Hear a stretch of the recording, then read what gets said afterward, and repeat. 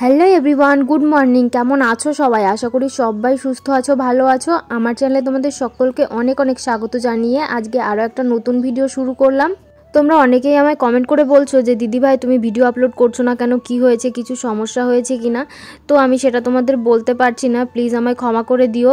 ক্যামেরার সামনে মানুষের এই সুন্দর জীবনের পেছনেও কিন্তু একটা আলাদা জীবন থাকে, তো সেটা প্রত্যেকেরই থাকে। তো থাক, সেটা নয়, আরও একদিন তোমাদের অন্যভাবে বলবো।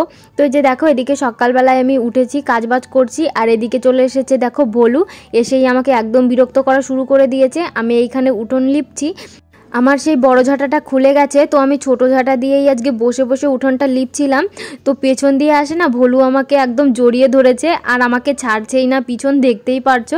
আমি ওকে বলছি তুই বাড়ি যা, এখনে তুই এখান থেকে যা, আমি উঠোন লিপবো, আমাকে বিরক্ত করিস না। সিম্বাকে ঘরে আটকে দিয়েছি আর ভোলুকে বললাম তুই যা এখনে, আমাকে কাজ করতে দে। এইখানে যেখানটায় আমি লিপেছি না, যেটুকুনা লিপা হয়েছে সেটুকুনা পুরো ওই ভোলু আর সিম্বা মিলে একদম মাটি উঠিয়ে একদম কি বিচ্ছিরি অবস্থা করে দিয়েছিল। সেটা আমি আবার প্রথম থেকে সুন্দর করে লিপে নিলাম। আর ভুল করে সরি আমি বাড়ি বলে দিলাম, ওর তো বাড়ি নেই, ধরো ওর মার সঙ্গেই ঘুরে বেড়ায়, তোর মায়ের কাছেই যেতে বলেছিলাম আমি। তো এদিকে আমার উঠোন লিপা সমস্ত কাজবাজ ধরো হয়েই গেছে। আর এই যে কালকের রুটিটা ছিল, ভোলু আবারও এসেছে, তো আমি ওকে দিলাম। দেখো কেমন লাফিয়ে লাফিয়ে খাচ্ছে, ওর বোধহয় প্রচণ্ড খিদে পেয়ে গেছে। আর দেখো সিম্বা এসে না ওকে খুব বিরক্ত করে, মানে রোজই ওকে বিরক্ত করে, এত পরিমাণে বিরক্ত করে কি বলবো। আর ভোলু না খুবই শান্ত, তোমাদের তো বলেছিলাম যে ও খুবই শান্ত একটা বাচ্চা। আর সিম্বা দেখতেই পারছো সারাক্ষণ ওকে বিরক্ত করে, কত সুন্দর খাচ্ছে আর ওকে এসে একদম ডিস্টার্ব করছিল। আর এদিকে দেখতেই পারছো আমি কত জামা কাপড় কেচেছি, প্রচুর জামা কাপড় কেচেছি জানো তো। আর ঘরেও না অনেক কিছু ওলট পালট করেছি, মানে সব কিছু ধরো এদিক থেকে ওদিক করেছি, তোমাদের একদিন ভালো করে দেখাবো, আজকে আর সেটা ভিডিও করা হয়নি।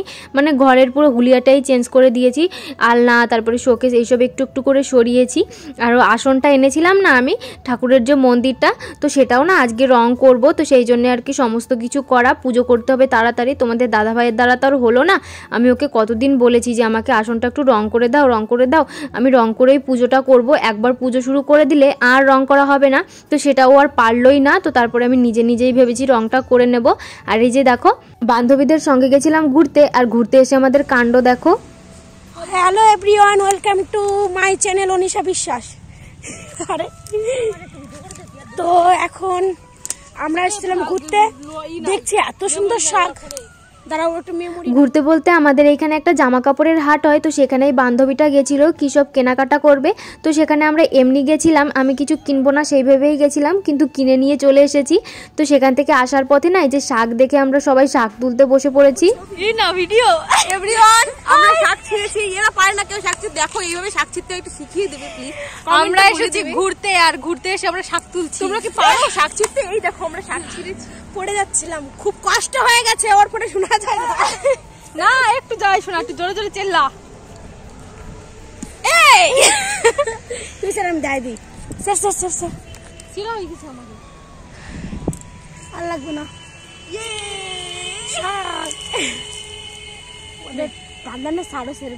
তো এখান থেকে শাক টাক তুলে না আমাদের একদম পায়ে কাদা কাদা হয়ে গেছে, জলের মধ্যে থেকে তুলেছি। তো এই পাশেই একটা পুকুর আছে, একটা না এখানে অনেকগুলো পুকুর আছে জানো তো। আর জায়গাটা যে এত সুন্দর আর এত সুন্দর হাওয়া দিচ্ছিল, আমাদের তো এখান থেকে আসতেই ইচ্ছা করছিল না। আমরা এখানে বসে অনেক কটা রিলস বানিয়েছি, অনেক কটা না ওই 2-3টে মতোই হবে। রিলসগুলো আমার ইনস্টাগ্রামে আপলোড করা আছে, তোমরা গিয়ে দেখে আসতে পারো।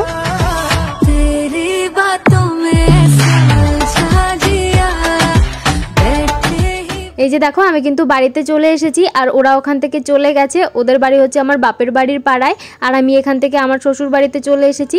আর এই যে এখনে বসেছি এই আসনটা নিয়ে, এখন ওই বিকাল মতো হয়ে গেছে, আর এখন এই যে দেখো রং করতে বসেছি। কি অবস্থা হয়ে আছে, কবে থেকে আমি বলছি আমাকে এটা রং করে দাও, ও দিতেই পারলো না।